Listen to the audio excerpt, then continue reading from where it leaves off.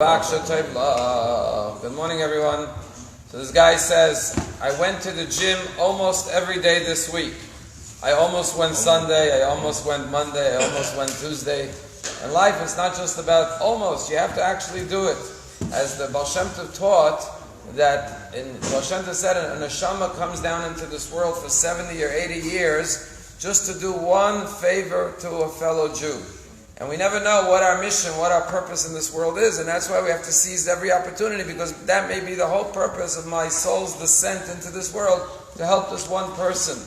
So when the opportunity comes, you have to seize every opportunity, because you never know what your mission was to come into this world.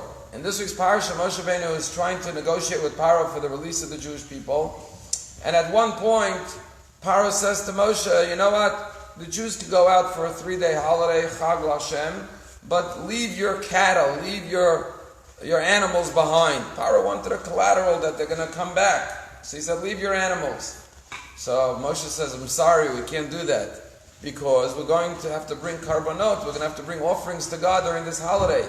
And Moshe Rabbeinu says, not only are we going to take our animals, but gam ata titem biyadenu alot uzvachim. You're going to give us some of your animals for offerings and sacrifices. Why?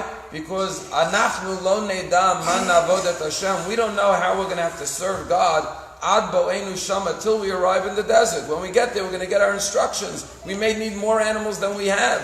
So therefore, we're not only going to take our animals, but you're going to give us some of yours, so we have enough in case Hashem demands more when we get to the desert.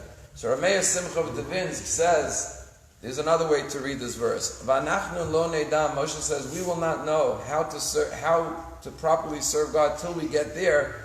He says this is talking about everyone's life. V'anachnu lo ne'dam. We don't know how we were meant to serve God properly ad bo'enu shama till we come to the next world. We may think we're doing a great job. I'm a wonderful person. We come to the next world. We may be told, you know what? Your mission was to do this, and you didn't do it. Until we get there, we don't know if we've done our job properly. At the end of the job, when Hashem meets us in the next world, He'll tell us how we did. So therefore, we have to keep on doing, because you never know, maybe my mission is not complete. And I told a story last Shabbat about this Chabad rabbi in New Jersey. His name is Rabbi Ephraim Simon, who in 2009, he donated his kidney to a fellow Jew who needed it, a stranger, but he did a kidney donation, which altruistically. And then he said, maybe I need to do more. So he decided he wants to give his liver. And they found a match of someone, a Jew by the name of Adam Levitz, with 3 kids who was suffering from Crohn's disease, and he was very debilitated. And he was a match, and he said, I'm ready to give my liver to this Jew, because the liver grows back.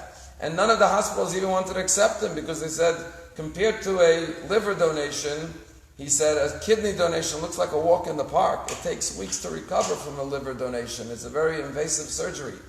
But he said, I want to do this. And finally, Cleveland Clinic agreed to do it. And he has 9 kids at home in a community. And his community said, don't worry, Rabbi, you go. We'll take care of everything. His oldest son, 21, and his daughter, 19, said, we'll take care of the 9 kids. You go. And he and his wife flew to Cleveland, and he underwent this amazing surgery. And he met this guy on the way into the emergency room, because it was adjacent emergency rooms.